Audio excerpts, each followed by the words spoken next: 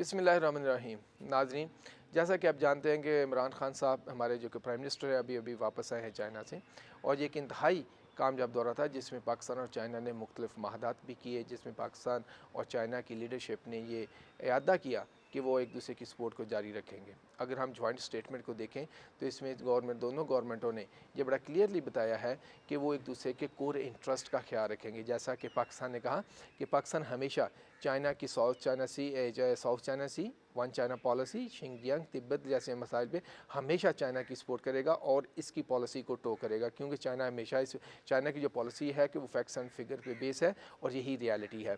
इसी तरह चाइना ने भी पाकिस्तान को ये श्योर करवाया है कि चाइना हमेशा पाकिस्तान की सवरेनिटी, आज़ादी, खुद मुख्तारी और पाकिस्तान की इकनॉमिक डेवलपमेंट के लिए भी हमेशा तावन करता रहेगा।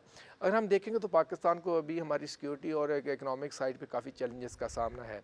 ऑन सिक्योरिटी की हम बात करेंगे तो अभी देख सकते हैं कि जो बलूचिस्तान में दूसरे मुल्कों के हिस्सों में जो भी हाल ही में कुछ टेररिस्ट ग्रुप्स ने काफ़ी जगह पे हमले किए हैं, और स्पेशली जब से अमेरिका जो अफ़गानिस्तान से गया उसके बाद पाकिस्तान के लिए चैलेंजेस बढ़ना शुरू हुए हैं।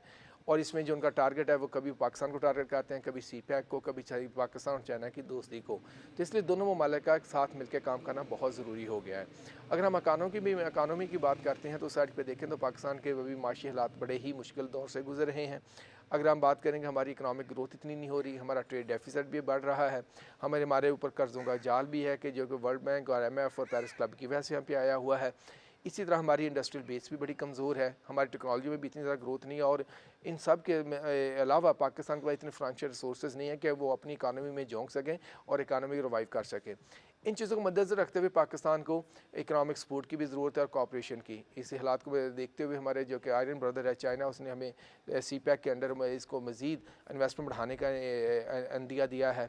और अभी बात हुई है कि वहाँ पर बहुत सारे MOU साइन हुए हैं जिसमें लो कार्बन रिसाइकलिंग पार्क की बात हुई है जो कि $4.5 बिलियन पर उसकी वैल्यू है।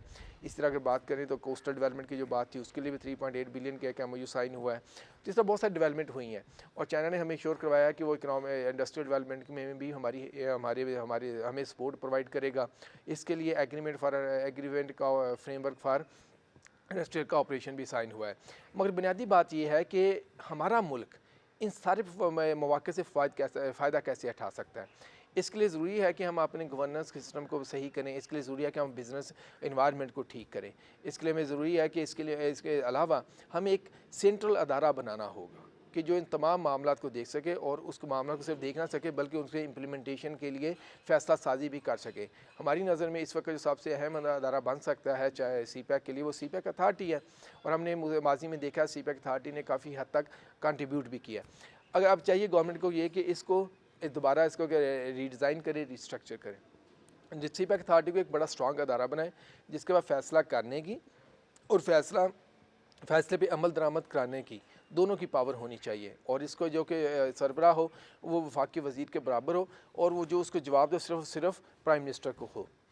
इसी तरह इसकी यानी कि अगर हमने क्या कहते हैं कि इस पे चेक एंड बैलेंस रखने के लिए हमें एक बहुत स्ट्रॉन्ग किस्म की मॉनिटरिंग एंड एवैल्यूएशन कमेटी बनानी पड़ेगी। जो कमेटी है उसमें यानी कि मुख्तलिफ लोग हो सकते हैं, जब मिसाल के तौर पर जो हमारी प्रपोजल है कि उसमें 5 पोलिटिकल पार्टीज़ के हेड हों जो कि मेजर पोलिटिकल पार्टी हैं। इसके अलावा तीनों सोर्सेज के चीफ हों, चीफ जस्टिस हो, और एक कमेटी को हेड करे प्राइम मिनिस्टर। और जब ये पावरफुल कमेटी के साथ इसका लाइजान होगा सीपैक अथॉरिटी का, तो डेफिनेटली बात है बहुत सारी चीज़ें कि स्मूथली इंप्लीमेंट हो जाएंगी। तो आखिर पे मैं यही कहना चाहूँगा, अगर पाकिस्तान ने मौके से फ़ायदा उठाना चाहता है तो हमें अपना गवर्नेंस और बिज़नेस एनवायरनमेंट सिस्टम को इम्प्रूव करना पड़ेगा।